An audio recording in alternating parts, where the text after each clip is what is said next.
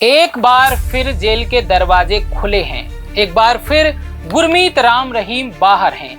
25 अगस्त 2026 राम रहीम रोहतक की सुनारिया जेल से 21 दिन की फरलो पर बाहर आया है और इसके साथ ही जेल से बाहर आने का उसका आंकड़ा पहुंच गया है 17 बार।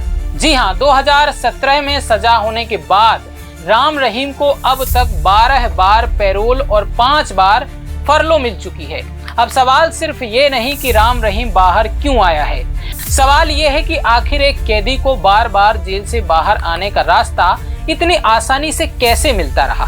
कानून कहता है पैरोल और फरलो कोई मनमानी छुट्टी नहीं है। इसके लिए पात्रता, कैदी का आचरण, पुलिस रिपोर्ट, प्रशासन की सिफारिश और सक्षम प्राधिकारी की मंजूरी जैसे कई पहलू देखे जाते हैं। लेकिन राम रहीम का रिकॉर्ड देखिए। 2020 में पहली रिहाई से शुरू हुआ सिलसिला 2021, 22, 23, 24, 25 और अब 2026 तक लगातार चलता रहा। कभी 21 दिन, कभी 30 दिन, कभी 40 दिन और कभी तो 50 दिन तक जेल से बाहर रहने की अनुमति मिली है। अब जरा फर्क भी समझ लीजिए। पैरोल आमतौर पर खास परिस्थितियों में अस्थायी रिहाई की व्यवस्था है। हरियाणा के मौजूदा कानून के तहत पात्र कैदी को 1 साल में कुल 70 दिन तक नियमित पैरोल मिल सकती है।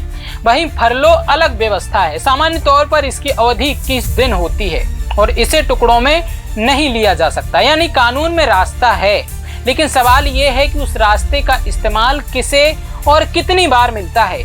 और यहीं से राम रहीम की रिहाइयों पर सबसे बड़ा सवाल खड़ा होता है, क्योंकि राम रहीम कोई आम कैदी नहीं है। वह 2 साध्वियों से बलात्कार के मामले में 20 साल की सजा काट रहा है। पत्रकार रामचंद्र छत्रपति की हत्या के मामले में भी उसे उम्र कैद की सजा भी मिली है।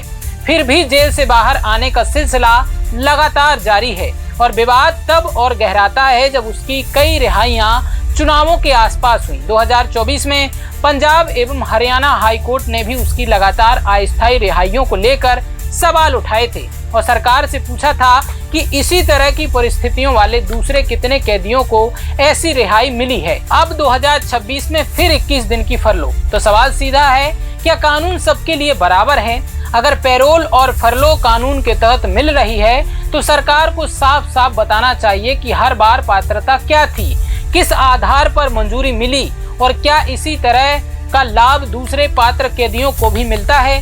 क्योंकि मामला सिर्फ राम रहीम की जेल से बाहर आने का नहीं है, मामला उस व्यवस्था पर भरोसे का है जहां एक कैदी 17वीं बार जेल से बाहर निकलता है। कानून अपनी जगह है, लेकिन जनता का सवाल भी अपनी जगह है।